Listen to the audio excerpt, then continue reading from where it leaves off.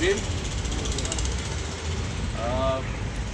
તારીખ 8/2/2026ના દિવસે બોટકદેવ વિસ્તારની અંદર આપણા અનુસૂચિત સમાજના ભાઈ દિનેશભાઈ એમના પુત્ર મહેશભાઈને 3 અસામાજિક તત્વો દ્વારા જાહેરમાં એમના પર હુમલો કરવામાં આવ્યો હતો અને એમના પર જીવલેણ હુમલો કરવામાં આવ્યો હતો. એમનો માંડ એ બચેલા છે.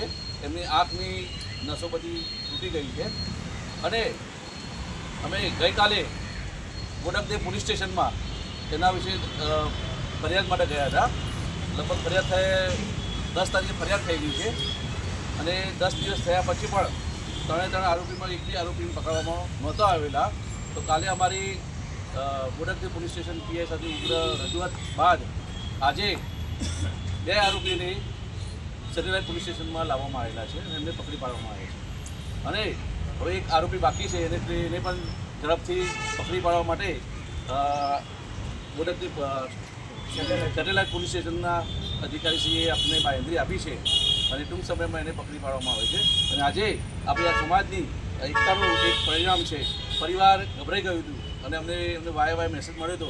અમે લોકો ત્યાં ગયા હતા અને આજે પરિવારને 2 આરોપી પકડી ગયા છે અને કાલે ટૂંક સમય પકડી જશે. જય ભીમ, જય સંવિધાન, જય ભારત.